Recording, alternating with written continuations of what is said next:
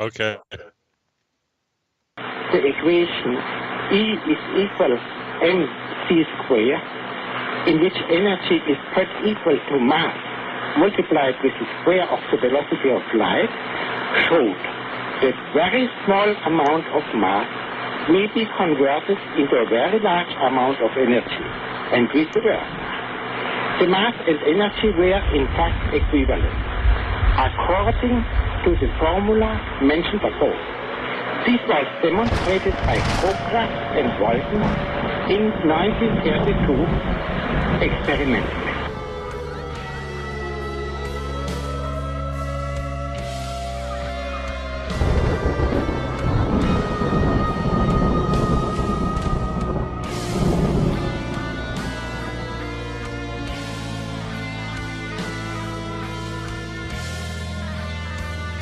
It's a conspiracy, man!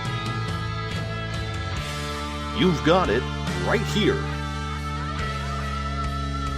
S4 with E squared in conjunction with Spaced Out Radio. Alien contact. S4. UFOs. Bigfoot. 9/11. The Greys. The Illuminati. Cover-ups. RH negative blood. What are they hiding from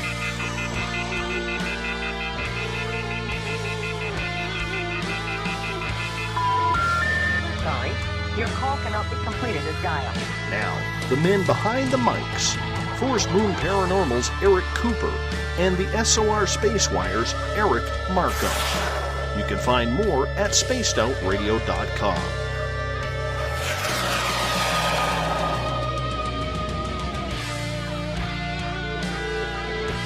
Remain seated, please. Permanecer sentados, por favor. Now, let's travel into the universe. It's S4 with E squared.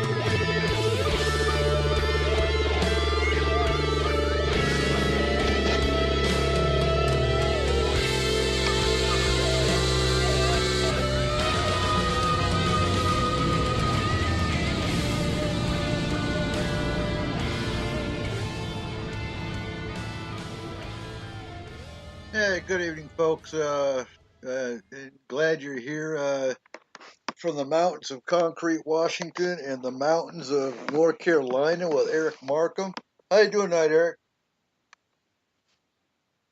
Doing fine. How about you? Oh, How did that storm treat you all over there? we dodged a bullet with the winds. The winds are only about 20, 30 miles an hour versus the 100 or the 70 they expected. I get these updates from the county emergency management and the county, all these county emergency stuff, and they're not always right. I mean, NOAA is only as good as their weather reports, and better safe than sorry.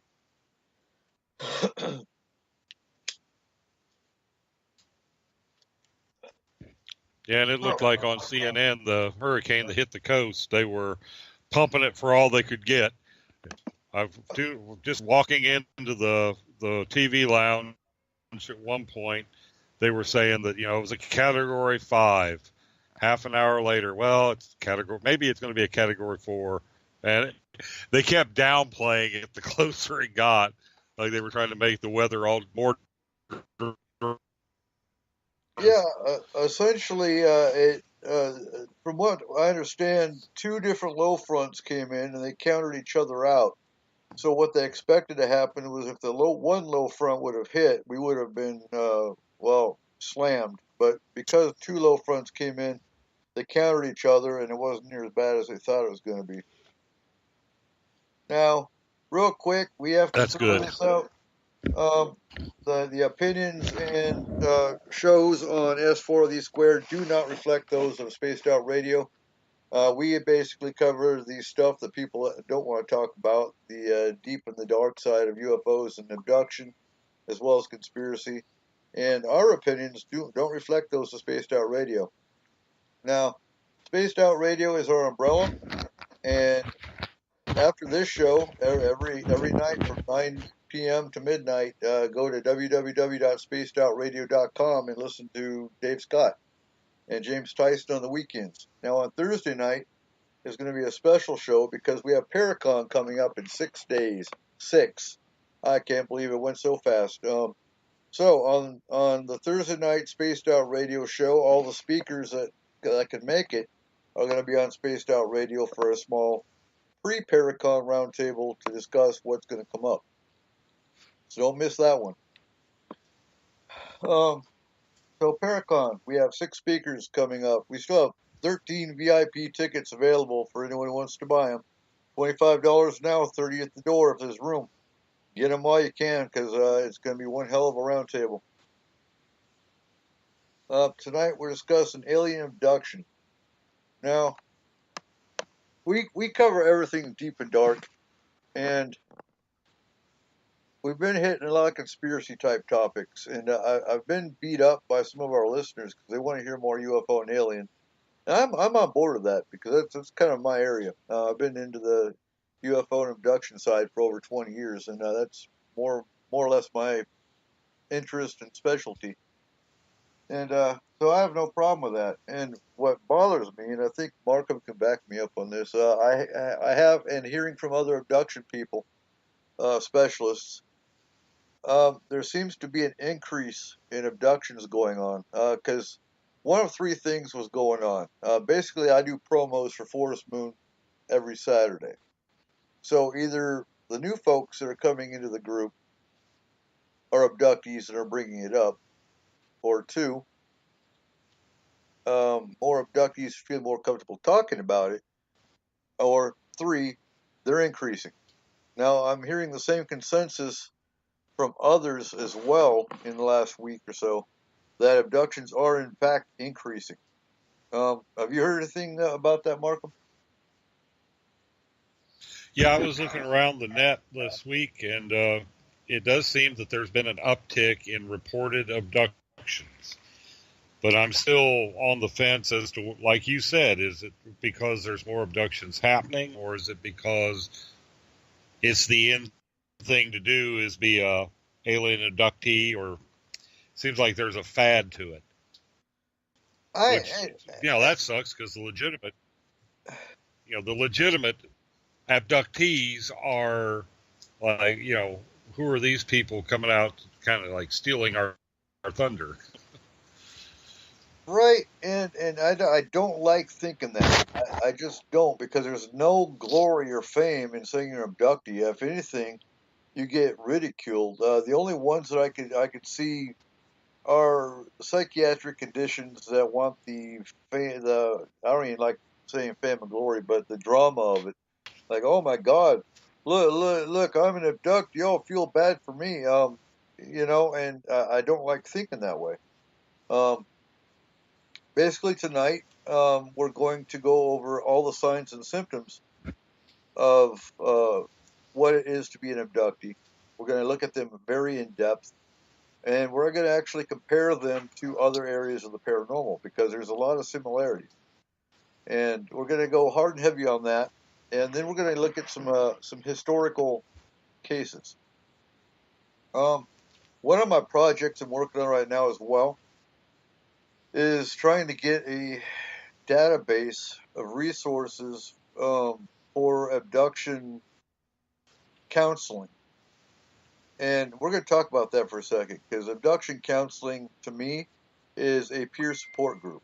I don't play with the hypnotherapy. If anything, when I get an abductee that comes up, I encourage them not to, for a couple different reasons. It's been shown that if a hypnotherapist does not know what they're doing and they take this at the wrong approach, you're going to take a perfectly normal person that walks in to see a hypnotherapist, and all of a sudden they're going to walk out and abduct you, even though nothing's ever happened to them. So I'm real. Yeah, I'm worried about that. Right. Now, the other end of that, if they are abductee, and do you really want those memories, those repressed memories, to be exposed. There's been cases of abductees that actually committed suicide after having hypnotherapy because they were an abductee. It was, hands down. And they couldn't deal with what they'd been through, with the memories that came back. So if I can help you with conscious recall via a dream journal, via intense, what do they call that? My psychiatrist did that with me with my PTSD, where I have to relive the episode over and over and over again, and that sucks too. But I'd much rather you do that than be hypnotized and have the memory come back. That's just where I stand on that.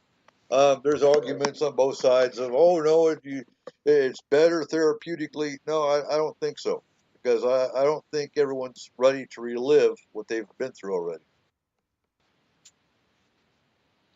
I would think that would be the sense of violation added to if you didn't have a belief in it already, now all of a sudden you have no choice but to have a belief in it. I think that would be a very uncomfortable thing to have to deal with. Most definitely. Now, real quick, before we get into the abduction, I have a question for you, because I got a message today. Well, actually a news feed today. What do you think are the chances of us going to nuclear war with Russia? Have you looked into that yet? I don't think it'll happen. I think they love their kids too. I see a lot of posturing and a lot of chest beating, and you got to look at from the point of view, there's going to be a new sheriff in town here in the U.S., whoever it is, for better or worse, and Russia has gotten away, and Putin has gotten away with pretty much running the world lately because we haven't had a strong leader. And I think he's just making sure that he doesn't lose his his contempt for the current empty suit is just palpable. You see a picture of them together, and you can see that Putin has absolutely no use for the man. Here's my question for you. Welcome. Do you think it's the DNC? Do you think it's the DNC, the Democratic Party, feeding the media frenzy a bunch of bullshit to try to get more votes taken away from Trump, or vice versa? I think either way. I think it could play. Actually, I think it plays more for the Democrat in their favor. I'm not really. Well, I can think that's the bad thing about taking something like this. You fall down the rabbit hole and you can see both sides. I can see where it's more. I guess the advantage overall would be Trump, in that if somebody believes that there's going to be a nuclear war because Clinton is elected, they might be more willing to vote Trump. So I can see that being a campaign trick. Now, I'm not altering my view. I'm still I'm voting Jill Stein. But honestly, between the two, I think Trump is more of a puppet. Trump is the idiot, and Trump is going to be more easily molded. He's going to be another Bush in that he's going to make up words that we can laugh at and stuff like that. So I hate to say it, but I think Trump would be the better one, because I think if anyone takes us to nuclear war, it's going to be Hillary. That's kind of my stance. I won't vote for the man, but out of the two, I reckon Trump would be the better one to get the damn presidency, because he's going to be easily manipulated. Now, is it going to be manipulated in positive or negative? That's to be dictated, I reckon. I think he's such a loose cannon and so unconventional in appearance. It's hard to tell which way that would go. Tripp in the chat room says Trump's been a shill for Hillary from the beginning. And I can see where that would have been an adequate strategy. You know, we get such a buffoon on one ticket that there's really, you know, the choice is still gun or knife. People would prefer to be quickly shot as to slowly stabbed. So, well, you know, real quick. There needs to be a none of the above. Yeah, I agree. And here's what's going to be funny is, okay, so next Sunday we're doing our after Paracon show.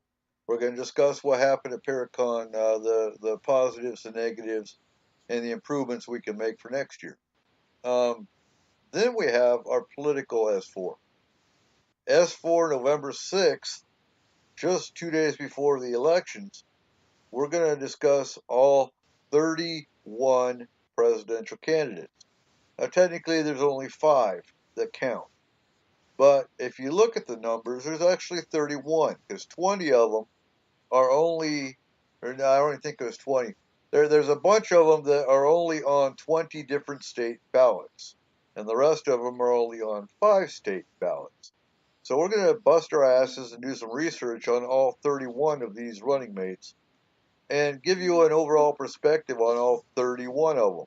Yeah, there's not 2. And that's what irritates me too, is they have these presidential debates between Trump and Hillary. What about Jill Stein? What about Johnson? And what about Castle? If you want true debates, get all 5 of them on there. They're actually on 5 political tickets. So there should be a debate between all 5 of them, not just the 2 clowns of the show. Yeah, I don't think you're going to see kind of change in that until we actually have a third party, a legitimate, you know, groundswell. No, and Trippin's absolutely right. The president still can't do an act of war without with the okay from Congress. But actually, I think it's bullshit on that too, because Bush did it. Bush went against Congress, if I remember right. Well, it's getting where if you've got the media behind you, you could just about, you know, do any damn. It's obvious you can do anything you want. You know, we've had 8 years of that. This is one of the most lawless administrations that's ever come down the pike. But real quick, playing devil's advocate here, because I did like Obama. Obama kind of had to do that because they came out right in the beginning, since the Republicans ran Congress and Senate, and they came out right in the beginning and said, behind closed doors, which got leaked, that they would never support him, and that they were going to veto everything he did. They were going to go against everything he did. So he kind of had to, you know, override everything they did, because that's the only way he could get things done. And you got to admit, he did some positive. He wasn't completely negative. He did some positive things in this country.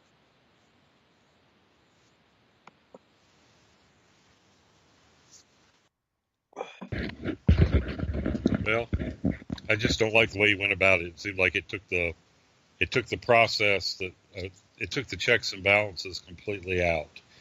I'm not saying right, but then, you know, let's not forget he had both the Senate was under Democratic control. You know, the House of Representatives didn't have a leader with enough balls to really do anything. We got sold out by Mitch McConnell and crybaby, I can't think of his name. The guy that stepped down. Who? My wife said, "Do what now?" No, Harry Reid was on the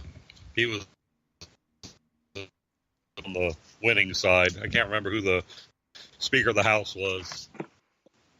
Right. Well, that just goes to show you how fleeting fame is, huh? All right. So tonight, alien abductions. And just to clarify, we're probably going to do another show. Tonight is alien abduction, but we're probably going to do another show of humanoid interaction, where we're having a two show series on alien species, taken from the 160 species out of the Russian book, and we're going to go into them all in depth.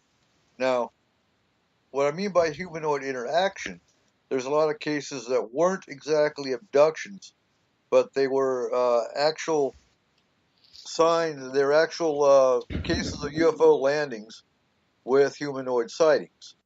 There was no interaction per se, but humanoid sightings. We could do a whole episode just on that alone. So tonight's abductions. Then we're going to do like that Rolani show. Zamora. You're right, exactly. Lonnie Zamora, and there's a whole bunch of them.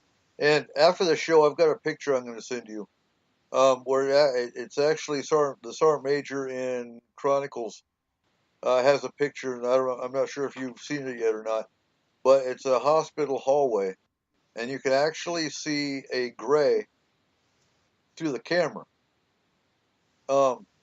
showing kind of that the aliens travel through a fourth dimension, which animals can see and cameras pick up, but the human eye and the human brain does not pick up.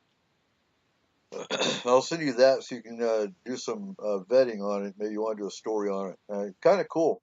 You can actually, and I don't see any way you could have doctored that as far as altering the camera or altering the picture, because it's real faint, but it's there. Now, I get a lot of abductees that. Looking forward to seeing that. Have you seen it?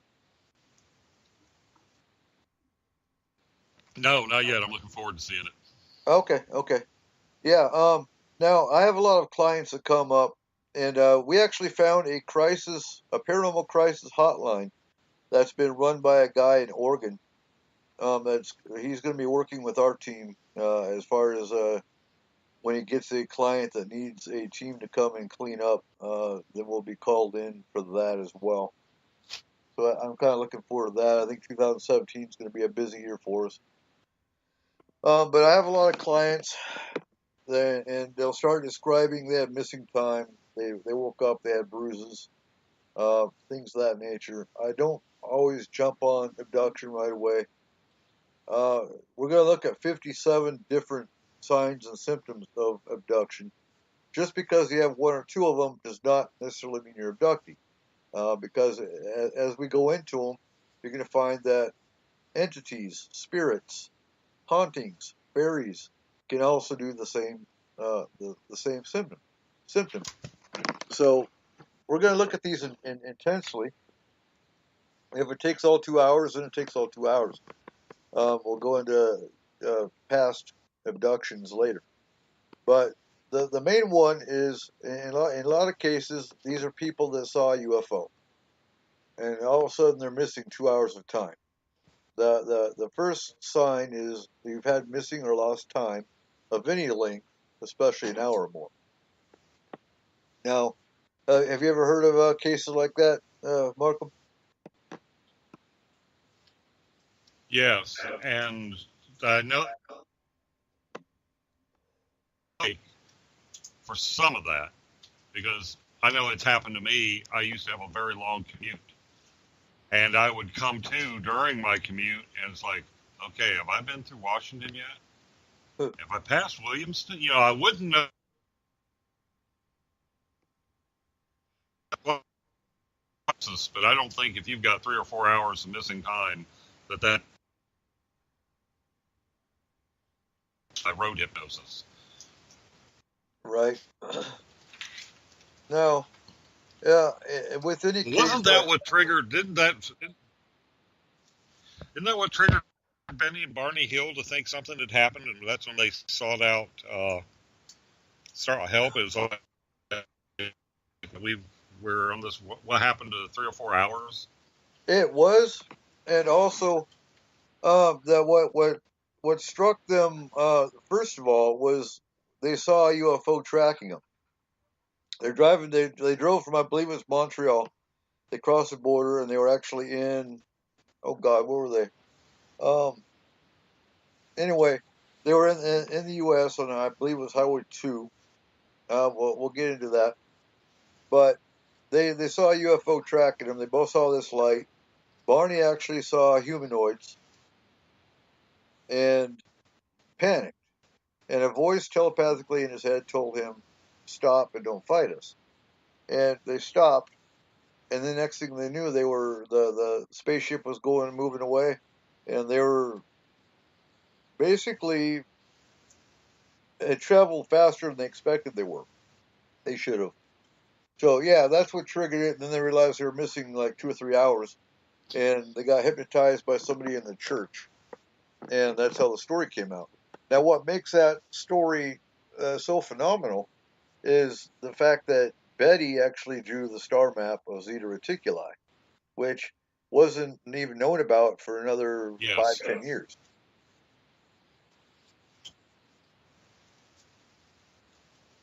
Yeah, I So, remember that. It was an astrophysicist that finally, decided to look at what she had, and it's like, holy crap.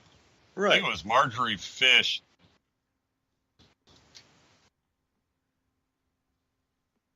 Now, turn my speakers up here. Now, again, when I get cases like this, I always look at psychiatric and I look at physical. I look for medical, because a lot of cases, if you're anemic, you're going to wake up with bruising. If you got high blood pressure, you can wake up with nosebleed. If the air is dry while you're sleeping, you can wake up with nosebleed. There's always other potentials out there that can cause the unusual scars or marks. Um, so we always look for the mundane before we jump on abduction or paranormal in general, or things like that. Um, Sign two, or number two, is that you've been paralyzed in bed with a being in your room. Now that can happen with spirit activity as well. It can also happen with sleep paralysis. Sleep paralysis is when you wake up before your mind and your brain start moving around, and I, wait, I have had that happen, and it's scary as hell. right. And along with sleep And that paralysis, feeling of the presence in the room is, I've had that. That's, I can see where somebody would think that there was something paranormal going on if that happens to them. No right, problem there. right. Because with sleep paralysis, you can also have hallucinations. You can have the presence of a being in the room, things like that. It's part of your brain waking up. So again, you've got 57 different signs and symptoms, and if you have sleep paralysis without the rest of them, it's probably just sleep paralysis. And that's just basically, like I said, it's you waking up before your body wakes up.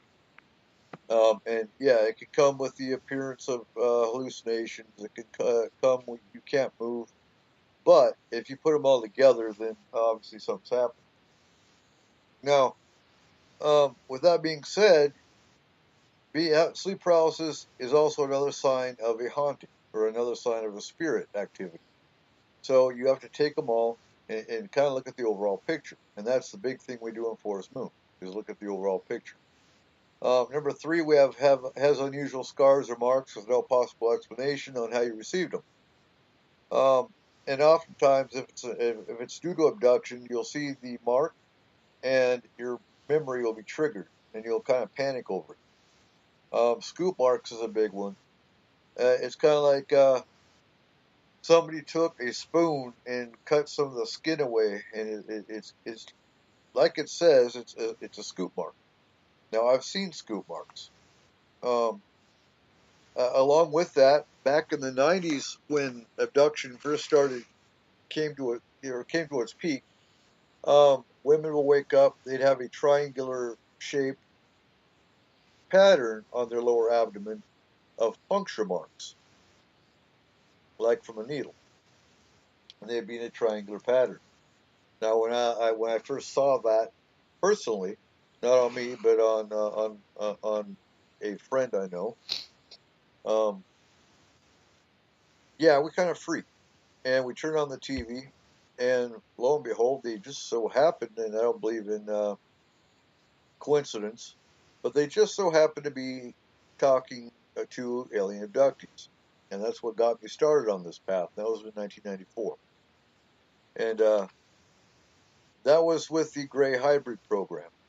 Now, if you really want to get into some deep books about the subject, pick up David Jacobs' Secret Life, and he goes into the entire gray hybrid program.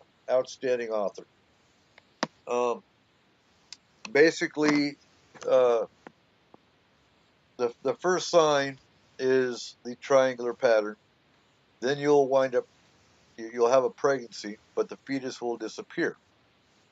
It's about a 4 to 8 week gestation period, if I remember right. And there is no fetus. The fetus just disappears. And I saw that happen. It wasn't documented because, well, we just didn't think about it. We were too freaked out. Even Madigan Hospital was kind of freaked out because they were like, well, we know there was a fetus there, but it's gone.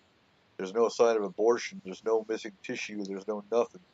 It's just you have the proteins and the immune bodies and whatnot that shows you were pregnant, but there is no fetus. So the next sign is the dreams. That's when the dreams come in. And a lot of abductees, they have the missing fetus. Then they recall dreams of being on a spaceship. They have recall of being encouraged to interact with an alien hybrid baby. Looks human, but has the almond-shaped eyes. And they recall a nursery with many alien fetuses in jars. And what I encourage people to do is keep a dream journal. If you're having bizarre dream activity, keep a dream journal and put those details in it with the date, time, and the weather. The weather is important because the weather can actually affect your dreams. So if you're having strange dreams during a storm, for example, your mind can take off on them. People wake up with unusual bruising. They wake up with nosebleeds, which I don't know if that comes up. That might come up later in this list. But just if it doesn't look right and doesn't feel right, then it's probably not right. You got a thing to interject, Mother? Yeah.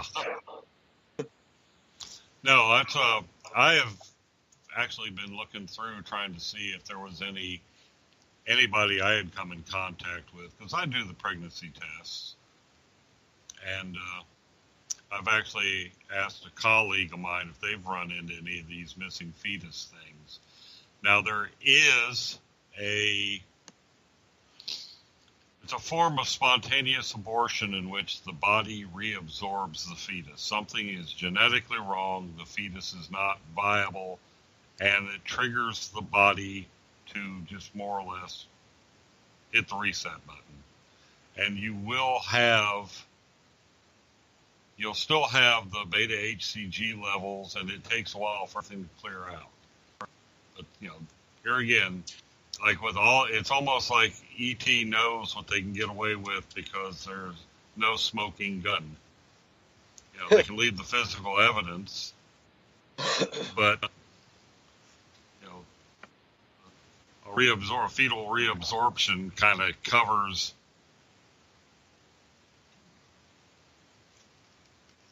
Right. No. Yeah. The thing with that though is it usually takes time for the tissue to absorb, does it not? Yeah, it gets calcified though. There's there's not one single process for it, and there can still be enough remnants and enough placental material left.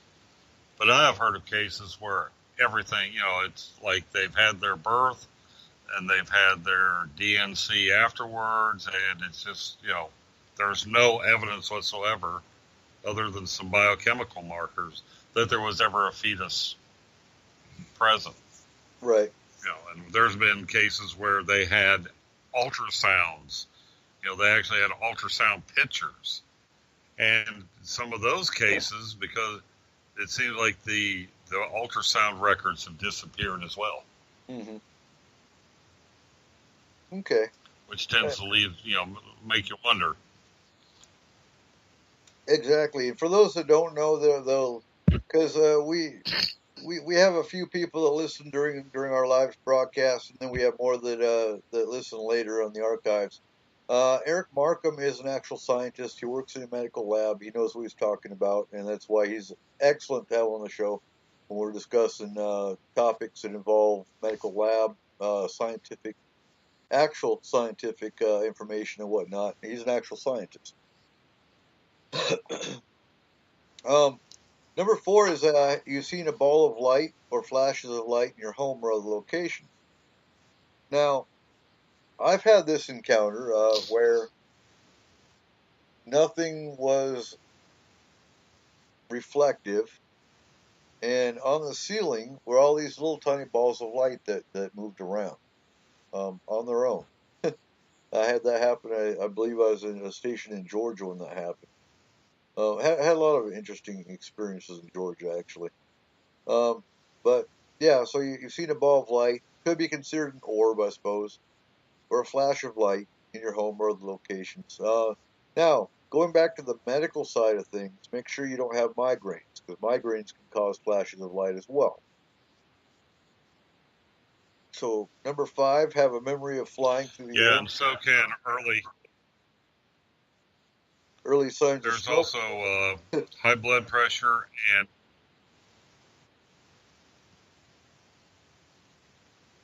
let's see, I'm trying to remember there.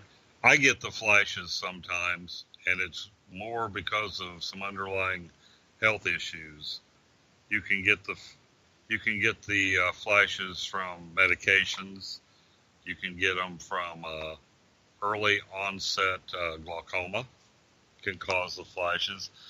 Right. So yeah, not only should you be concerned if you see flashes, be concerned whether it's a prosaic, cause or possible alien abduction, because it's not a good thing. No, it can be No matter neurological. what. It can be something neurological. Right. And that's why we're discussing what could it be besides abduction. And again, I keep on beating this up, but it's the overall picture that determines whether you're an abductee, not just one or two of these signs. So you have a memory of flying through the air, which could not be a dream. Well, again, this could also be part of sleep paralysis. But on the abduction side, picture yourself being beamed up to a hovering craft, which happened in the case in New York. I want to say it was Hudson Valley. I don't think so. Hudson Valley was another hot spot, but I believe it was in New York, where there were several key witnesses that actually saw a woman being abducted from a very high apartment building. Um, if I remember right, too, it was one of the witnesses actually worked for the UN. So there were some very high profile witnesses that watched this woman um, that was actually removed from her apartment via a tractor beam into a UFO. Um, that would be enough to cause you to dream about flying through the air. So number 6, you have a marker memory that will not go away.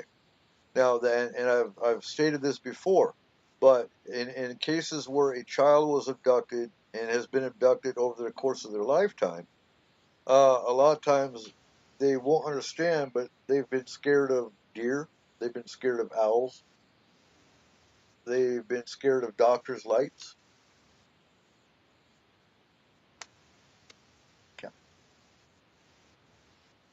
Um, and they don't know why. But deer have very large eyes, owls have very large eyes, and it's basically a marker memory.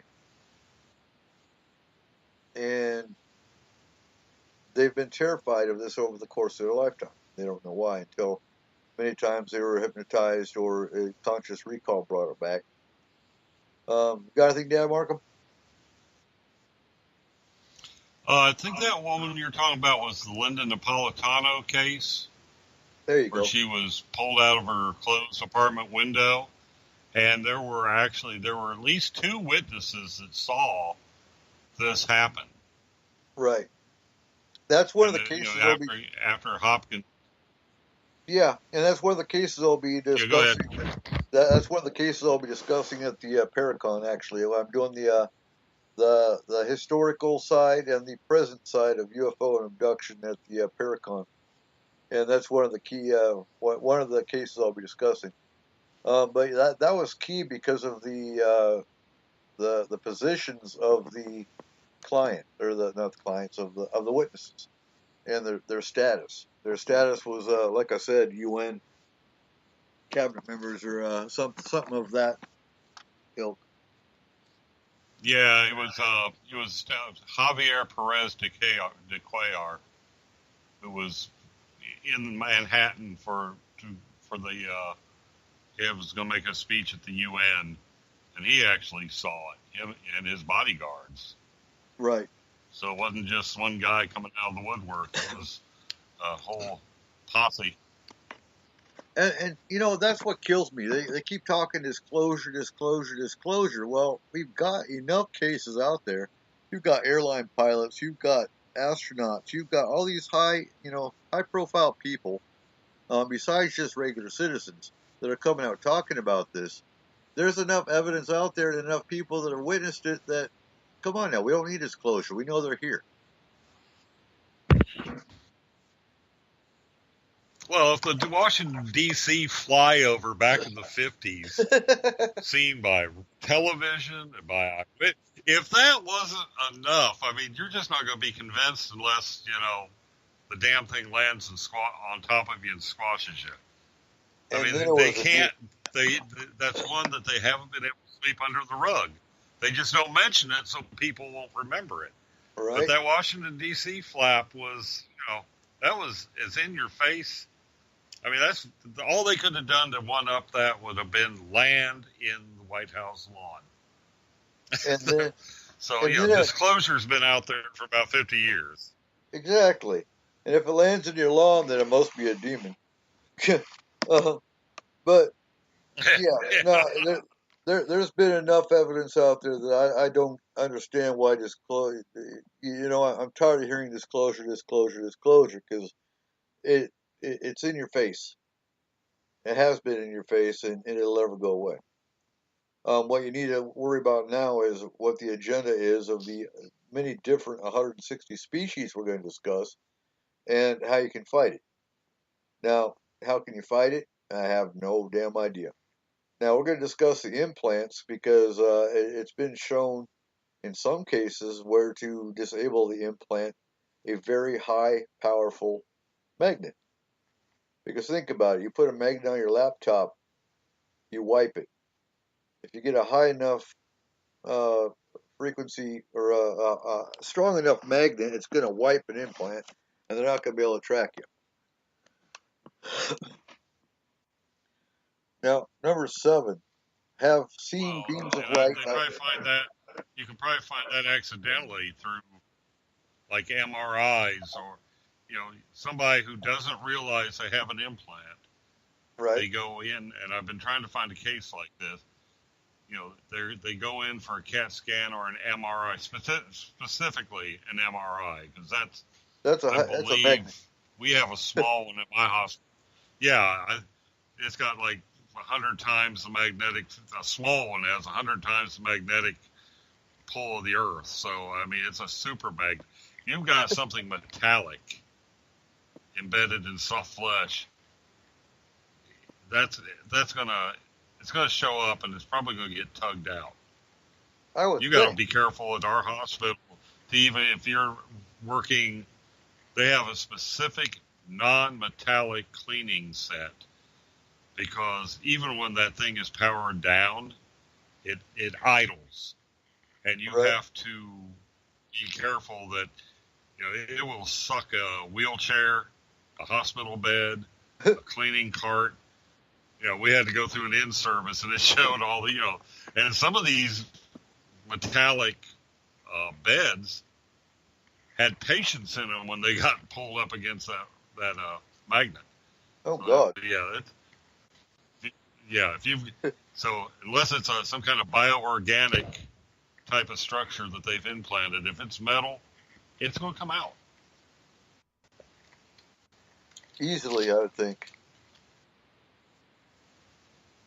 So number 7, have you seen beams of light outside your home or come into your home through a window? Now, when I was in Landstuhl, Germany, I actually had a psychiatrist that had a beam of light that was had a beginning and an end. It was moving on its own. It actually moved across a field, went up and over a fence, and into her house through a window. Went through her, through her house, and out the other window. So yeah, and what's what what I think about when I hear about this is if you watch X Files, when they always show Mulder, watching his sister go get abducted out the door, and he opens the door and you have that huge bright light that's outside his door. But yeah, beams of light outside, that could be a UFO. And as I said in the beginning of the show, a lot of abductees actually witnessed a UFO before they realized they're missing 2 or 3 hours. Um, you ever had a beam of light, Markham? Not that I couldn't find a plausible explanation for. It didn't quite fit, but not like Close Encounters of the Third Kind type of beam. But Right. yeah, I've seen the beam, but I don't think it was a UFO. I'm not willing to go out and say it was, because Right. there's always some kind of way a beam can be, light reflects off stuff, Mm-hmm. and I couldn't rule out all the commonplace ways it could have happened. Okay, so we're going to group 8 and 9 together because there's have had dreams of UFOs, beams of light, or alien beings, and have had a UFO sighting or sightings in your life. Now, just because you have a UFO sighting does not mean you're an abductee. Like I said earlier, usually abductees, they see a craft, such as in the Betty and Barney Hill case. They saw the craft, they saw the beings. The beings stopped their car, abducted them, and all of a sudden they were driving 2 or 3 hours later in a town they shouldn't have been into yet. So you put these together, and that's where you get the overall picture. But a lot of people, and I've encouraged before, the Dream Journal, they'll have dreams of either seeing a UFO, have dreams of being on a UFO. Those are the ones you pay attention to. Number 10, have a cosmic. I have a recurring dream about that. Really? I mean, it happens a lot. Yeah, and a matter of fact, I even called into 2 mediums and a large last weekend, because as soon as the dream starts, I know what it's going to be. Huh. Because it always starts with a regular, like a normal aircraft, like that we would, more like an advanced fighter platform type thing, like what was the F-22, or, stealth jet. Anyhow, and it flies overhead, and it's either does a hard landing or crashes, and then this other aircraft appears, and it ain't nothing we got. I mean, if a manta ray, F-14 Tomcat, and a blue heron had sex, this is this is sort of what. Yeah, it's just a very interesting aircraft that come, and they're flying circles. Sometimes I observe it from a distance, and I see these things literally flying circles around our jets. And I mean, it's almost always the same type of aircraft, and the scenario plays out almost exactly the same. And I have that dream at least once a month. Okay. So I don't know, it's just I'm surrounded by sci-fi memorabilia, and I love aircraft, or what it is, but I do have that. Keep a dream journal and write down the date every time it happens. Okay. And the weather. That may be a trigger too. You have to look at the triggers. So number 10, we have you have a cosmic awareness, an interest in ecology, environment, vegetarianism, or are very socially conscious. Now again, in and of itself is irrelevant. And let me clarify the difference between an abductee and a contactee. We've had the contactee show already. A contactee is someone that has repeated visitations, and they're always in a positive light. These are people that, if you think they're special, they're here to spread the message of alien brotherhood, and they have nothing but positive experiences. Abductees and some contactees, they only have one encounter. Now, contactees, or abductees rather, very seldom have a positive encounter. They're usually taken against their will. They go through very severely painful medical experiments and such.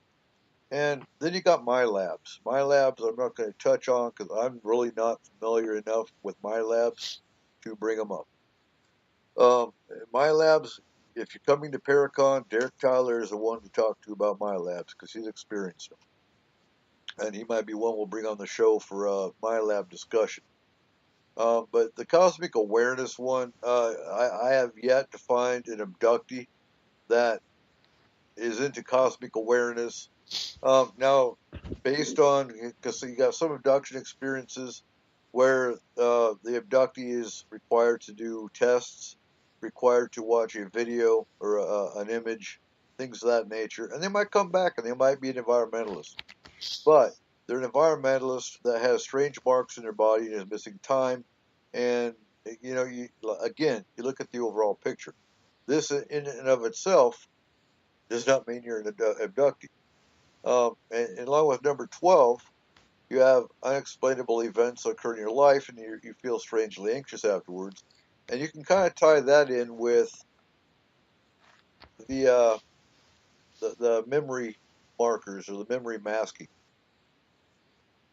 Because if you're feeling anxious about something and you don't know why, then it's probably a trigger memory from something you saw during an abduction or something of that nature. Now, for women only, you've had a false pregnancy or a missing fetus. We kind of covered that already. You were pregnant and then not. Now, on the male side of it, during an abduction, there's been men that have had semen taken out. And there have been cases of abduction where the abductees were required to have sexual intercourse with either other abductees or with aliens that were actually masked into looking human. If you've seen the movie Contact, they can make themselves appear human. And there's been cases in the past, like I believe it was Villas Boas, where he had sexual relations with an alien, and it happens. You hear about it, and oftentimes you'll find abductees that are traumatized and don't have sex normally anymore because of it.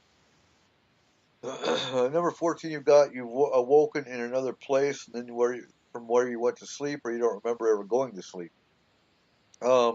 I've heard of cases where abductees were returned and they actually were upside down in the bed. But there's a case that was documented where they took the whole car, and when they were returned, they were actually driving down the wrong side of the freeway, re-abducted, and fixed to where they were driving on the right side of the freeway. There was another case where a college student was abducted from his dorm and found himself naked out in the yard of the university. There's been cases. Well, that's just a standard thing on a university. Right? That's just a drunk. But there's been cases where they were returned and they didn't know where they got the underwear from. They were actually put in another abductee's underwear. I've heard that abductees coming back and they were wearing somebody else's clothes. That's pretty compelling. Yeah, that's pretty cool. Yeah, those are clothes I'd take in for analysis. Yeah. Then we got okay, and now we have the dreams of the eyes, such as animal eyes, like owl or deer. I remember seeing an animal looking in at you. If you have an owl that comes and looks in your window all the time, like Joe Al Gear from Spaced Out Radio, yeah, I'd be looking a little deeper. Because if you have an owl that's looking in your window all the time, I'd be looking more at screen memory. Um, you've awoken in the middle of the night startled. Again, that could be a spirit, that could be a fairy, or it could be an abduction, or it could be you had a bad dream and don't remember the dream, you just woke up startled. Or it could be the cat in the I'm other room. curious. Yes. Say again? Do ETs? I'm curious. Do ETs sometimes mask themselves as animals? The That reason one, I ask is I asked because last week I went out about 2:00 in the morning, and I hit a deer with my Jeep Grand Cherokee. Now, I hit that deer hard enough and drove over it. And I saw it, somehow it ended up on the other side of the road, laying down. In the length of time it took me to turn around to go back to check on it, it was gone. Now, are deer hardy enough animals that you can drive over them with a 2-ton vehicle and they can still get up and disappear without trace? The only trace I have of that deer is the hair that's stuck in my bumper. have you analyzed the hair? But I just, it looks like deer. Yeah, I took some. Yeah, I did. I actually pulled a tuft out and looked at it under the microscope, and it compares to samples of deer hair I have. Okay. And why does he have deer hair? Because I tie my own fishing flies, and deer hair is one of the basic supplies for fly tying. So yeah. Right. I'm not making it up that I've got, in case somebody listening is like, who the hell has deer hair on them? A lot of Anybody people. that ties flies will probably have deer hair. Right.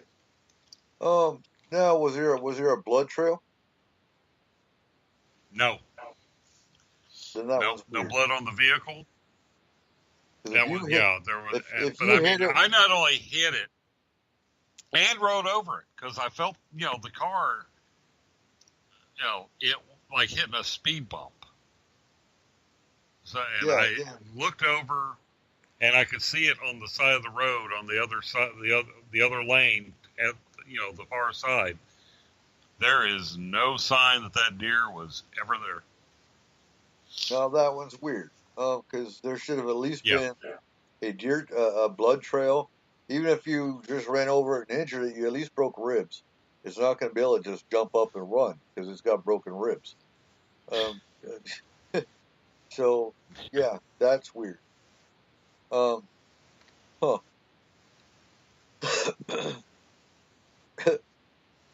So now we have strong reaction to the cover of picture of aliens, either an aversion to or being drawn to, because you have some cases where people just get completely enthralled and they become UFO investigators, or they get completely terrified and they want nothing to do with aliens.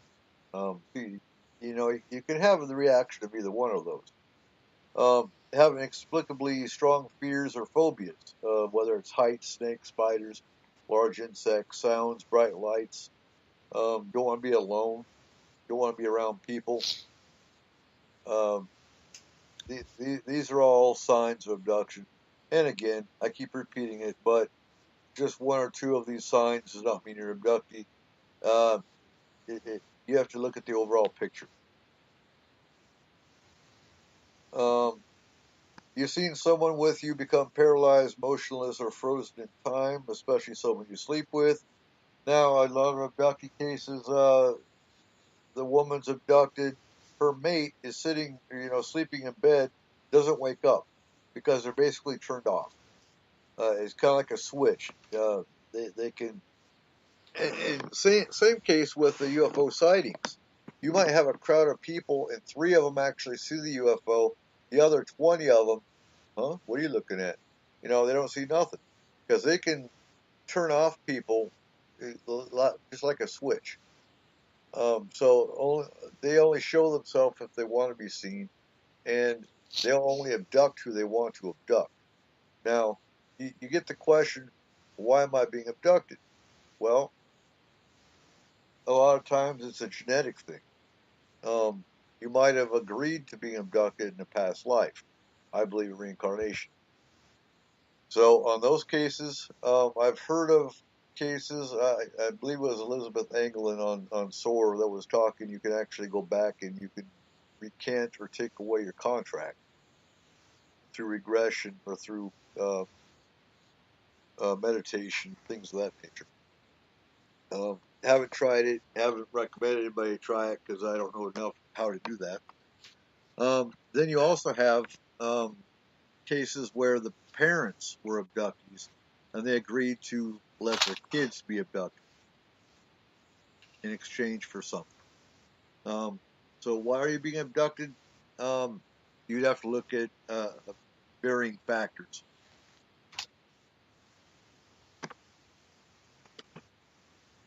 Now, you've awoken with marks, burns, or bruises which appear during the night with no explanation. We covered that.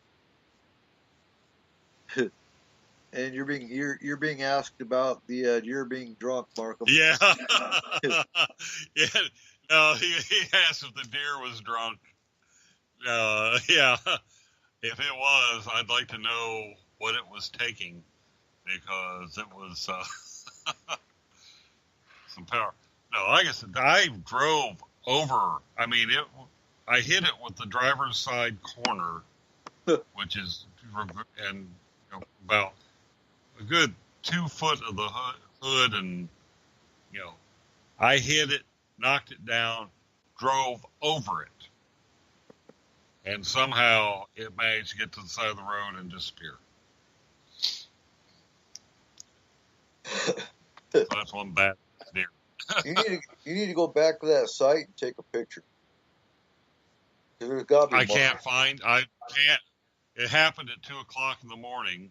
Okay. And I was trying to find a piece of my car that had gotten knocked off to do just that. And I can't. Been up and down that road several times since then. I've been taking that way into work, and still, no sign. Huh. So I can't narrow it at night. And then on the dark, that part of Robin Hood Road all looks alike. I know that there was a wide apron, like a driveway or a road with a wide apron, because I pulled off there to see the damage. And that's when I saw the deer. I got out, pulled over, looked at the front end of my car, and then looked over and saw the deer laying on the road on the other side, motionless. And by the time I turned around, it was gone. Huh. Yeah, because we have elk here. If you hit an elk here and it disappears, you got major issues. Because elk here, they destroy cars. Right. And deer, they're smaller than elk, yeah, but if you hit a deer, you're still going to break ribs, break legs. You're going to have a blood trail, especially with the Jeep. Okay, our next sign, you or someone you know has witnessed you missing. That would be an obvious sign. That'd go right up there to the top, in my opinion, if you've got witnesses. Again, you've got blood or an unusual stain on the pillow or the sheets with no explanation how it got there. And before I jump on the abduction side of it, I'm going to ask about blood pressure and medical for any kind of marks, whether they're anemic, things of that nature. If they got a mate that sleeps with them, that maybe kicked them while they're sleeping, and that's how the bruise got there. Things of that nature. I'm always going to look at medical and psychiatric before I jump on the abduction. unless they have a whole slew of these signs and symptoms. Then we have the interest of subject of UFO sightings or aliens. Perhaps are compelled to read about it a lot. I'm not an abductee. I just help abductees. That's what I do. I've got personal experience with an abductee, and I guess that's where you can see where I got the passion and the drive to help abductees and study UFOs. Um, so you'd have to look, and I'd be curious how many UFO researchers and how many alien abductee researchers out there may have been abducted, and that's why they've got the aversion to it or the interest in it. You have the sudden urge or compelled to drive or walk out to an unknown area. I'd be curious if maybe there's a UFO sighting in that area. You have the feeling of being watched a lot of the time, especially at night. And again, that I'd have to look at other factors if that was the only one that they were looking at. If they, you'd have to look at the other signs and symptoms along with if they are paranoid or if they have if they feel watched. It could be a spirit, it could be a fairy, it could be Bigfoot, it could be another aspect of the paranormal types and abduction if that was the only case. You have dreams of passing through a closed window or solid wall. Now aliens come through solid walls, they walk through doors, they go through windows. That also goes right along with spirits. Spirits can do the same thing. Um, and again, they're mentioning that this is dream activity. You've seen a strange fog or haze that should not be there. Now, I've seen that before. And that could be a shadow person or a shadow entity. Now we're getting into the stranger stuff. I got some stories on this too, but you hear a strange humming or a pulsing sound. You can't identify the source. Now, Tyler, my Bigfoot specialist in Forest Moon, he also runs the North Cascade Bigfoot Research Center, has talked about in the last 3 months or so where Bigfoot actually makes a strange humming or pulsing noise, or he has a vibration. That's also common with hauntings. And I mean, this is where you kind of start seeing where the paranormal kind of can wrap together. And there's connections within the paranormal field. Because a lot of these signs and symptoms of abduction can be paralleled with hauntings, with Bigfoot. Um, so these are Well, things. Go ahead. I'm wondering. Okay, infrasound, which is the extreme low range. And matter of fact, we can't hear it. That's what It's dogs below hear, right? the wavelength that most humans. Yeah, I think dogs and cats can hear. Dogs can hear the higher frequencies, and I think cats hear the lower frequency. I'm not sure on that. I have to look it up. But there seems to be an infrasound connection with the abductee, the UFO sighting, the Bigfoot sighting, in Right. that maybe, and there are biological reason. There are animals that use infrasound. Elephants use it for long range communication. Alligators use it, and it tends to generate a fear response in humans. We Okay. don't hear it, but we perceive it other ways. What about bats with their sonar? What range do bats use? Uh, uh, I believe they're ultrasonic, but let me look that up real I've quick. heard, when I I was a got three kid, computers going at once. when I was a kid, I actually heard the sonar of a bat. It was close enough. It was chasing me. And uh, now, was it chasing a bug and it just happened to be right behind me? That's probably more the case. But I know I was like 8 or 9 years old. I was flipping hay bales so that the harrow bed could pick them up. And my dad was on the tractor on the other side of the pasture, a good distance away. And I heard this little tiny beep, beep, beep, this little sonar thing. And I kind of turned around as I was walking and saw this bat coming right for me. And I just let out a blood curdling scream and went to running. But that's the only time I've ever heard a bat. And yeah, it's very strange. I'd also be curious about the dolphins. What range does the dolphin use? I believe their echolocation is a higher, more like an ultrasound. It's clicks that we can actually hear. The thing with dolphins is they have this structure. It's called melon in the front of their, the part of their head that's domed up right behind the beak. Right. That is a substance that's like a tissue. They call it the melon. Okay. And that is what allows, it works for them. It recovers the clicks and the echolocations they send out. And it acts as a filter and a translator for them. Okay. That makes sense. I think I got too much bandwidth going on. Now, something we want to look at later, I think, is some kind of tend to theorize that dolphins are alien. I don't know where to stand on that. I really don't know what to think about that. They're intelligent, yes, but does that make them alien or extraterrestrial? No. No. I did a thing about octopuses being alien, and it's not. It's just a matter of they're highly advanced, and they have, especially in the case of octopus, they have incredible nervous systems. And I guess in order to keep 8 legs, or in the case of squid, 10 legs, right, moving and doing separate tasks, you'd have to have a hell of a nervous system. But it's Now, while you're looking that up real quick, now we have unusual nosebleeds at any time in your life or awoken with a nosebleed.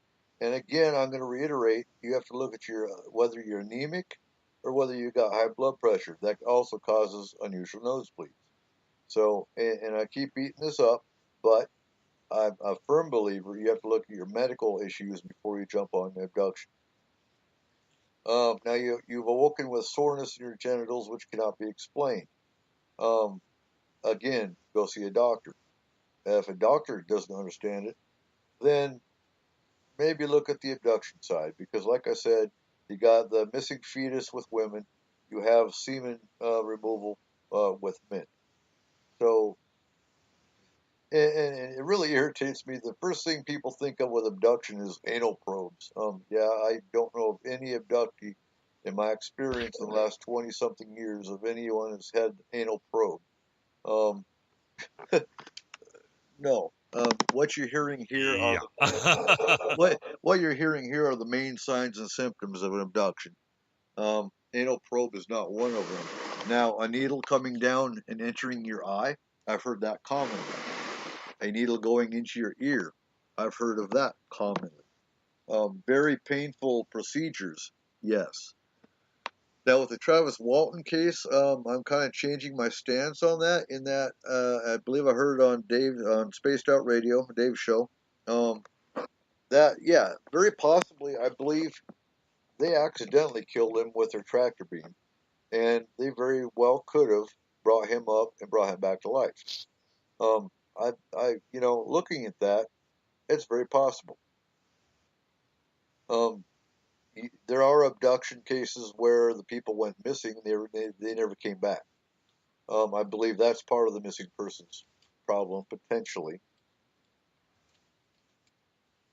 Now, number 32, have had back or neck problems. T3 vertebrae are often or awoken with unusual stiffness in any part of the body. Again, that could be from the way you were sleeping. I've also heard migraines.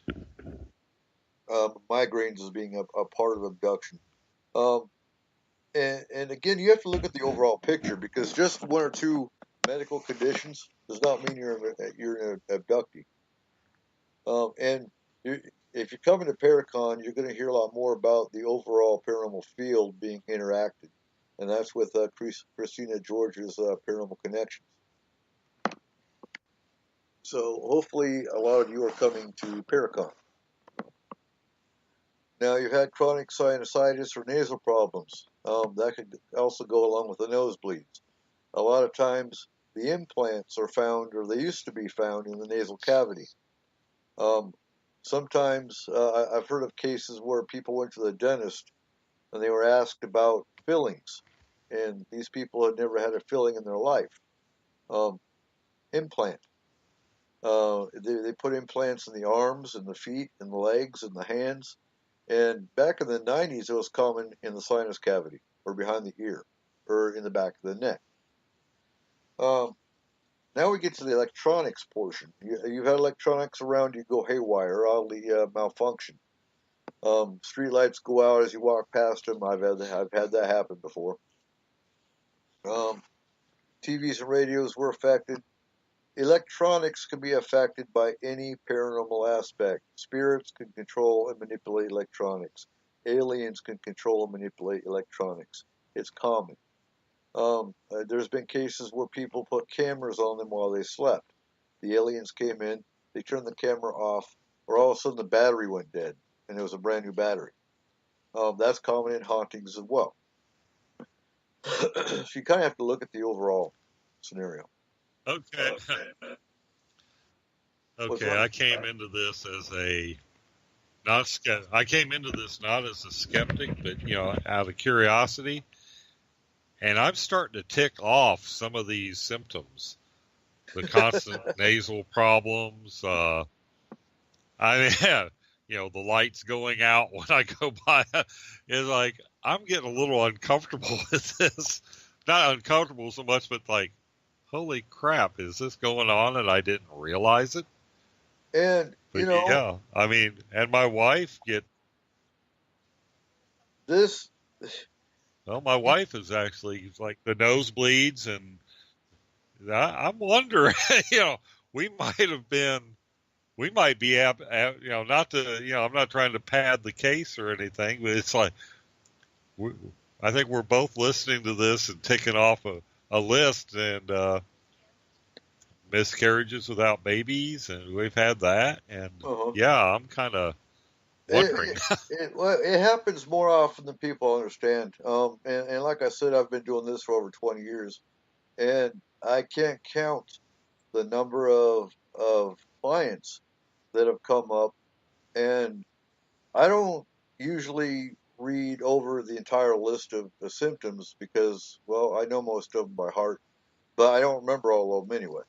But when they start describing the main ones, and I'm just like, oh hell, I don't want to. I hate being the bearer of bad news, and I always encourage people go get medically checked out before I go telling you you're an abductee, because I don't want to tell you you're an abductee, and then all of a sudden, well, it turns out they're anemic, and they should have been checked out a long time ago, or things of that nature. But I really don't like being the one to tell them you are showing signs of being an abductee, because you don't know how a client's going to handle that. I don't want to be the cause of someone going out and committing suicide because, oh my God, they're an abductee now. And you just don't know how someone's going to react. And that's another reason I'm a firm advocate of conscious recall versus hypnotherapy, because they start describing these signs, and yeah, it's a very uncomfortable position to be in when you have to tell people that there's a potential they've been abducted. Now I've got this. There's like 4 million some odd people in America alone that have been abducted. That number is way low. I think we make that 4,000,002 now. Right, but no, that's a very low number because a lot of people don't know they've been abducted, or a lot of people aren't on that statistic because they haven't come out and talked about it. And that's where Dave Scott's class is going to be important, because he's talking about the experiencer and why they are important in this field. Because it's very important for the experiencer to come out the more come out and talk about what they've been through, the higher your statistics are going to be, and the more people have to take this seriously. That's what's important. I can sit here and talk to abductees all day long, but does that mean they're going to be comfortable after talking to me about talking about their experience? Oh, hell no. Because then you got, they go to work and they've come out talking about being an abductee, and now you got the people whispering behind their back because they're getting anal probes. That's the first thing to think about. And so, yeah. Now, the next sign is you're seeing a hooded figure in or near your home, especially next to your bed. And again, that is a part of sleep paralysis. So you have all these signs and symptoms, but a lot of them correlate, and a lot of them can be connected to medical, can be connected to psychiatric, can be connected to sleep paralysis. And I'm going to say it again, you have to look at the overall picture. To me, the marks are important, the missing time is important, and you've seen a UFO. You tell me those three things along with dream activity, and then I'm going to start looking a little deeper. Now, have you had frequent or sporadic ringing in your ears, especially in one ear? I correlate that with implants. Yes. Uh, It happens a lot. And it's not, it happens in one ear. It starts low, picks up in volume, peaks out, and then fades out. It's not like constant tinnitus. right. So, all right, now now I really wish I could have made it to Paracon this year. Yeah. Oh man, I'm starting to wonder. That goes where I really want to get hard and heavy on finding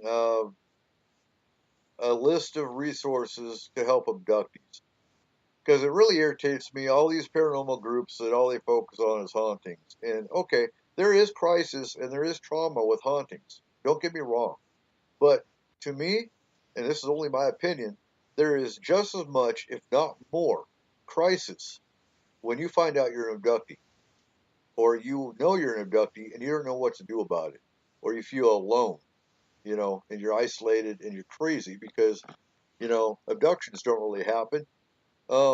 So I need to find a list of resources, and I've already emailed Dr. Jacobs for advice on where I can find resources for abduction support groups, things of that nature.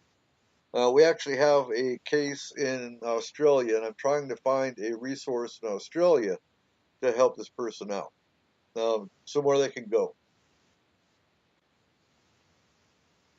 Somewhere, because I think the first step in healing, okay, you can't stop an abduction. I've yet to find anyone documented with proof that has stopped an abduction, other than isolating the implant.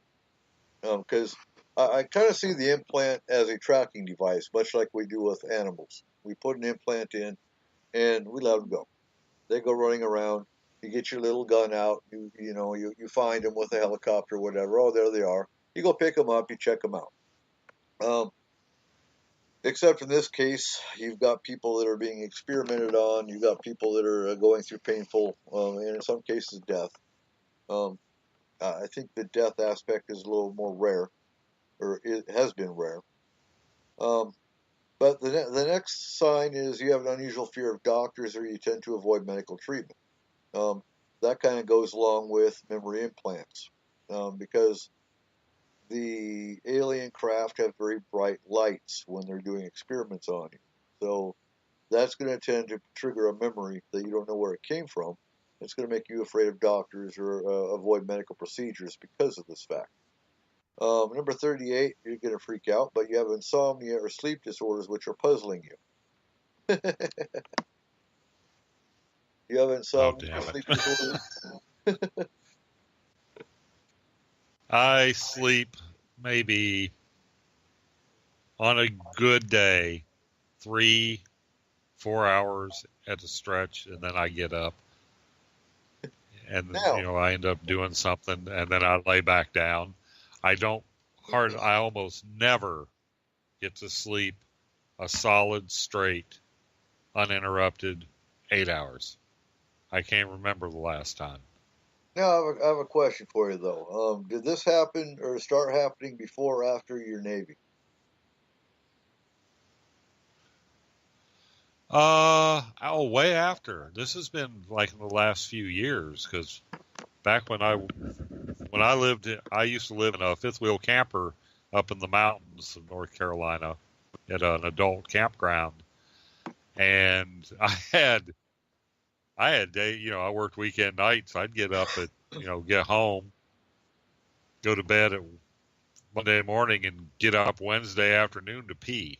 I didn't have, and if it was raining, between the cat purring and the rain hitting the roof, Yeah. that was like a sleep machine. I did not, I would sleep 12, 14, 15, I'd sleep long stretches. Mm-hmm. Now, shit, ain't gonna happen. Okay, now you've had dreams of doctors or medical procedures. That goes along with the other one. But these are dreams. You have frequent or sporadic headaches, especially in the sinus behind one eye or in one ear. You have the feeling you're going crazy for even thinking about these sorts of things. And that's common. That one there is actually common with abductees as well, because they can't be an abductee because it doesn't really happen. Society has people programmed that abductions don't happen, and anyone who thinks they have one is a nut job. And that aggravates me as hell. No. Yeah, that's not right. No. That's people who can't think outside of a very set paradigm that doesn't, it's meat and potatoes, church on Sunday, play a harp in heaven. Those kind of people are the ones that say this happens. That's what amazes me is the Betty and Barney Hill case. Okay, they were abducted. And, back in the 60s when that happened, that was this thing of science fiction. But it was their church that actually helped them. It was the church, one of the church members that actually had a hypnotherapist that brought these facts out. Why can't that be today? Back then, Christians were actually Christians. They weren't radical conservatives like you see today. And I'm not trying to make this a religion topic at all, but going to religion real quick. So we have this huge major hurricane that hit the West Coast for Washington and Oregon. And somebody asked on one of our community boards, so are any of the churches opening their doors to the homeless to get them out of the weather? Out of 100 churches, one? Are you serious? But us as a pagan organization who was giving out homeless clothes and sleeping bags, we get pretty much shut down and run out of town for helping the homeless. But you've got all these hypocritical churches that won't even open their doors to get the homeless out of a storm that's got 60 to 70 mile an hour winds.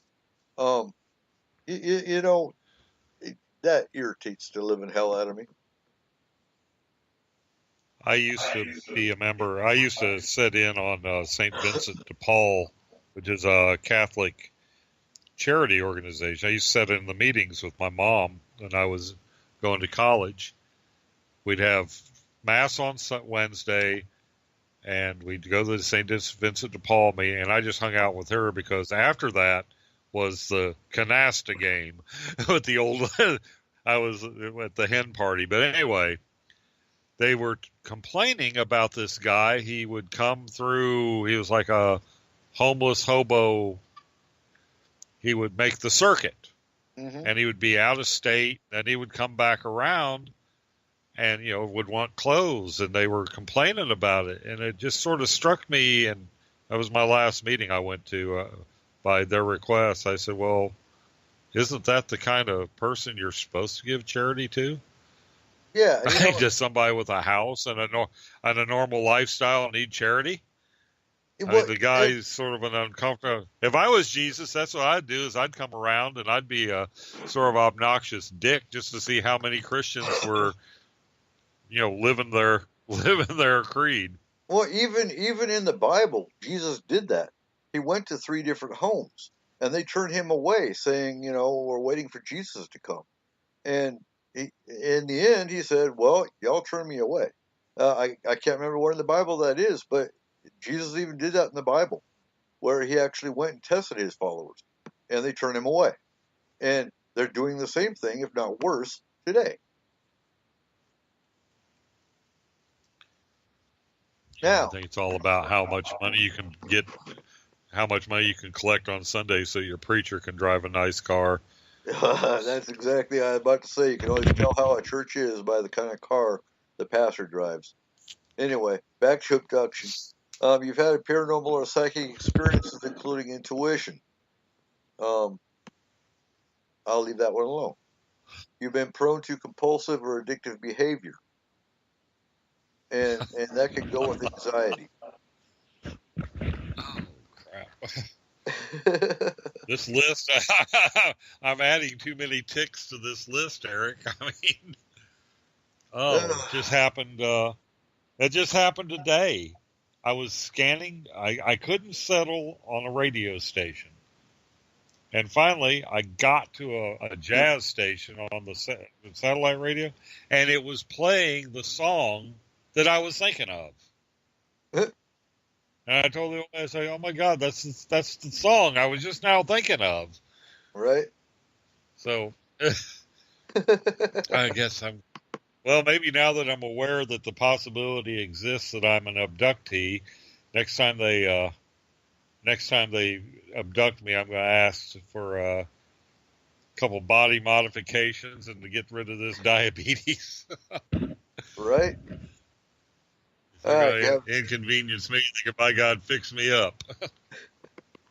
Next one is you have channeled telepathic messages from extraterrestrials. And you see that happen with contactees. And we've already discussed the difference between a contactee and an abductee. I see that more at the contactee side than I do the abduction. You've been afraid of your closet now or as a child. Now, let's take a look at the closet. The closet is also a part of spirit and haunting side. So you have to take these and look at them all overall and get a bigger perspective, because the closet is also a part of the spirit realm. You've had a sexual or relationship problem, such as mysterious feeling that you must not become involved in a relationship because it will interfere with something important you must do.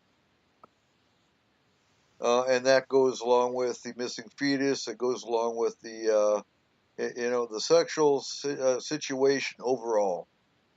You have to sleep against the wall, or you must sleep with your bed against the wall. And we're not just talking because it looks better in the bedroom, but because it's kind of like a compulsion. You have to do it. You have a difficult time trusting other people, especially authority figures.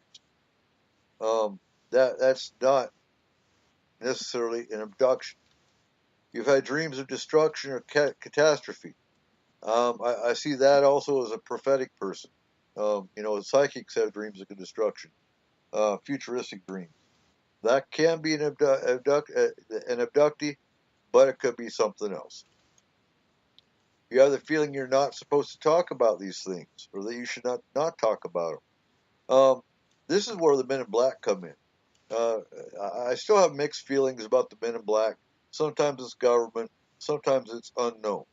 I've heard a lot of Men in Black situations in Texas, for example. And now going back to the vibrations and I knew an abductee that was in Colorado, and he felt, this is back, I've been doing this. It's funny because Facebook has only been around since 2000 something. And back when I was working with abductees, I was using ICQ. I was using, back then it was Excite.com. And Yahoo. Yahoo's been around since then too. But it's amazing the progression of technology makes it easier and easier to find people and work with them. But you've tried to resolve these types of problems with little or no success. And the last one, have many of these traits but can't remember anything about abduction or alien encounter. So that's basically all of your abduction signs in a nutshell. And we're not going to even have time to go into the abduction history because you still have 20 minutes, but we're going to discuss these. Basically, when someone comes up, the first thing they usually say is, "I've been waking up with bruises." That's usually the most common thing a client's going to tell me, and it's been happening in Forest Moon in a few different people. They wake up with bruises. First and foremost, are you anemic? Does the person you're sleeping with, do you have kids who are sleeping with you that are kicking you while you're sleeping, and you don't wake up? Uh, these are things to look at. Now, when it comes to the dream side of it, and I keep beating this up too, but dream journals, dream journals, dream journals. Doesn't have to be anything elaborate. Just get a notebook with a pen, keep it by your bed. And as soon as you wake up, put down the date and the time, put down the weather, and then start writing your details. If you have picture images, write down a picture. Things like that. But details in dreams. And if you find yourself having these very vivid alien-oriented dreams once a month, and it's on the same time of the month all the time, then I'd be looking at maybe you're being abducted at the same time of the month, or something of that nature. Or when are you on medication? Are you taking medication at that time of the month? You have to look at patterns. What else you got to say, Markham? Well, yeah, I mean, take into account the weather. Like anything that you're researching, write down any detail, no matter how small it is, because it's the devil's in the details, as they say. It might be you might go through your dream journal for 6 months and nothing's in common but one of these little niggling details. That would be one little, just might not even really stand out, but put anything you can think of each time in your journal and then go back through it. And, like I said, it might be some weird thing like there was a mouse running across the floor. And that's the only thing in your journal that's connected to any of the other entries. Everything else could be completely different, or just some little piddly thing like that might be the connecting piece of data. Now, I'm excited about our alien species shows because we're gonna. It might take 3 shows to go through all of them. But yeah, I've been through that book. That's a long read. oh no, I'm putting together a PowerPoint because I've actually got some sites and some videos and whatnot that actually have pictures of some of these. There are drawings and there's paintings and whatnot. But I actually have some diagrams, and I'm going to put together a presentation that I might actually do next year at the Paracon because I don't have time. I have 6 days, and I can't do 160 species in 6 days. There's no way in hell. It's even going to be pushing it, getting our show together for December with 160 species. We're going to do our damnedest, but I'm going to put together an actual presentation of the varying species, the good ones, if there is such a thing, and the bad ones. I have a hard time with a good alien. I believe they're out there. I believe it has to do with agenda. What's their purpose? Getting to the abduction thing real quick. In 1954, Eisenhower was said to have met with aliens on Holloman Air Force Base. And the Greys, there's different stories about this. This is all alleged. But the different stories that go with this was supposedly it was supposed to be the Nordics that were supposed to have met Eisenhower. And the Nordics didn't show up, but the Greys did.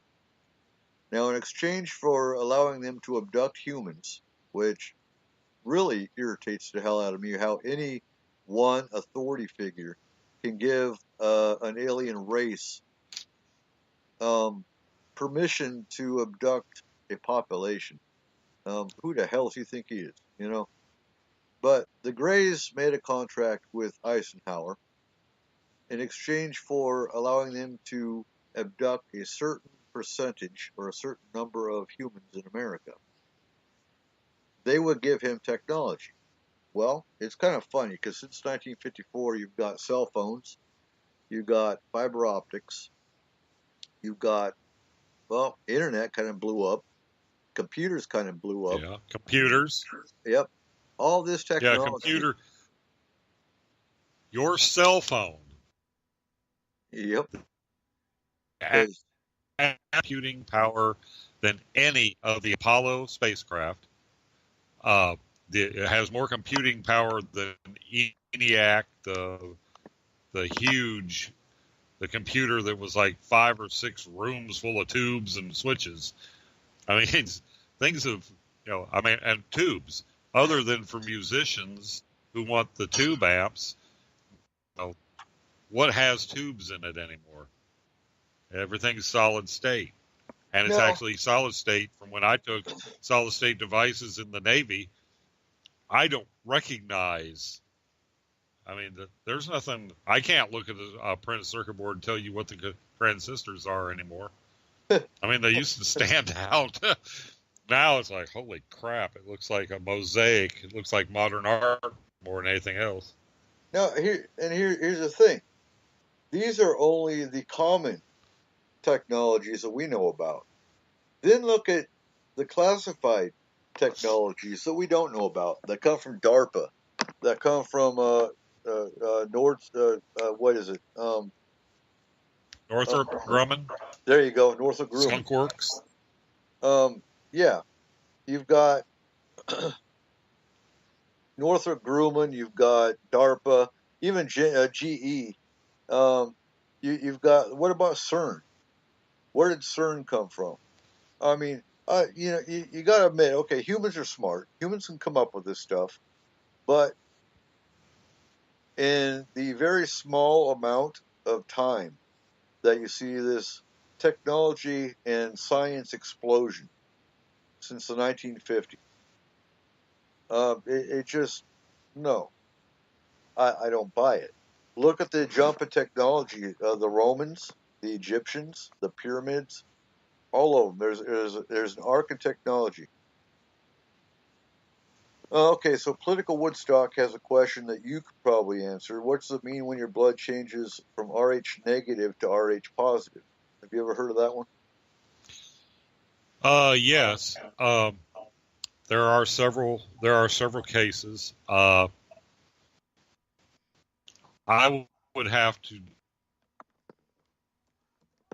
exactly what happened, but if somebody has undergone well, first and foremost, the easiest one, and it happens more than anybody wants to admit, is the original blood banker screwed up, and it's a clerical error. That's the easy one.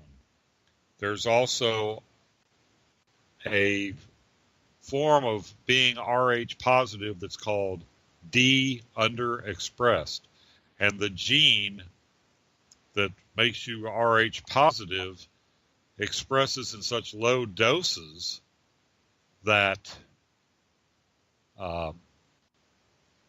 unless you let that part of the test, and we still use, a lot of places still use our open tubes, you let the part where you're testing the Rh set at room temperature for up to half an hour. And then, you'll get your agglutination that says it's Rh positive. So there's there's like I said, the simplest way is somebody was underexpressed, and the first tech did it right and caught it. The second tech didn't follow protocol and didn't test it thoroughly enough and put it down as negative. We used to get a lot of that kind of stuff. I have seen in the last 20 years that I've been working in blood bank that just it is increasingly difficult to make a mistake, because they have just tightened up how you do things, tightened up the procedures. Because in laboratory, the only place in that whole laboratory where you can be directly responsible for killing a patient is blood bank. Mm-hmm. So they have, and they don't like sentinel events in blood bank. So yeah, if you just, but bone marrow transplants can cause RH changes. It could be as simple as bad reagents. Sometimes the reagents aren't good. Sometimes they react, with the controls, but they won't react with the patient. There are cases where a foreign, or what we call a allo antibody, something from the outside, binds to the sites where the RH would be expressed and detected, and it forms like a mask. There's a lot. I could probably spend the last 10 minutes of the show ticking off.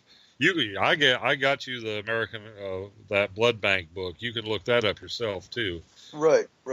I think there's a whole section in there about false positives and false negatives in RH. I haven't seen. I bought that unseen, but I've got a previous copy of the AABB technical manual. Okay, I see that Political Woodstock says she ANA positive, anti-nuclear antibody. So she's got if she has an autoimmune disease like rheumatoid arthritis, anything with an anti-nuclear antibody could be causing the blood bank reagents not to react correctly with her blood. Yeah, that's why records of that's why you don't want to be the first guy in the chain that types and screens a new patient. You don't, you always want to find that record. Right. And if there isn't and the protocol we have in place where I work is, if you're working on somebody for the first time,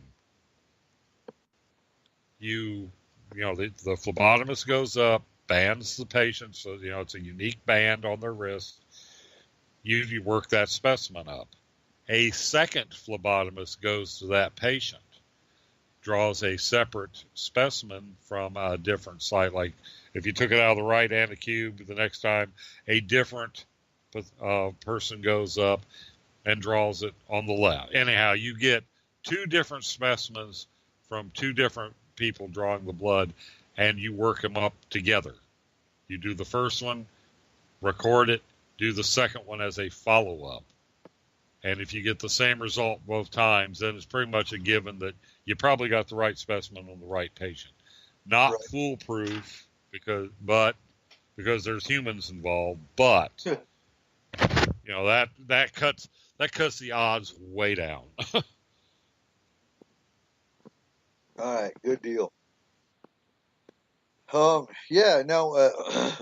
I could get a list of abductees together and compare RH negative, RH positive, actually get a panel together to compare, would be very interesting. I've yet to encounter, because I know in some cases tattoos, when an abductee gets a tattoo, there have been cases where they were immediately re-abducted because the aliens were curious about this sudden marking on their body. Things like that. Yeah. Who's getting into our territory? Who's picking up our stock? Exactly. And same thing with earrings, nose rings, things like that. And all of a sudden they get abducted the next day or that night, and the aliens are examining this tattoo or this earring, going, what the hell? And I'm curious. I'd be curious to find some of the. And Linda Moulton Howe is another excellent author. If you want to look at the abduction side, the strange abduction side, because I'm trying to recall, but I believe there have been a case or two where all of a sudden their blood type has changed, and how the hell do you go from A positive to O negative, or things like that? That doesn't happen no matter how many lab specialists take your blood and test it. Um, so The yeah, only way that happens, the only way that happens is if you and I've seen this because I worked at a very huge teaching hospital in Pennsylvania, the University Hospital of Pennsylvania. Their blood bank did bone marrow. We did it all there. And in the case of where somebody goes from having one type to another, the only way on the books for that to happen, the only scientific way I know of, is somebody who's had a bone marrow transplant. They've had some kind of leukemia or some radiation event killed their marrow, and they give another, they give a donation. They get a marrow donation from somebody else, because the red bone marrow is where all of your immune cells come from. So right. that's where, if you have changed bone marrows, then you could change types. But that's the only scientific way I know it can happen. Anything that happens beyond that is, I have no idea. Right, and that makes sense. And yeah, we're going to do another segment on abduction, and I think I need more time to do some more research and some more reading and whatnot, and we'll get into the strange cases of abduction along with the historical, and that might be something because we're already kind of locked in with our schedule all the way up until the new year.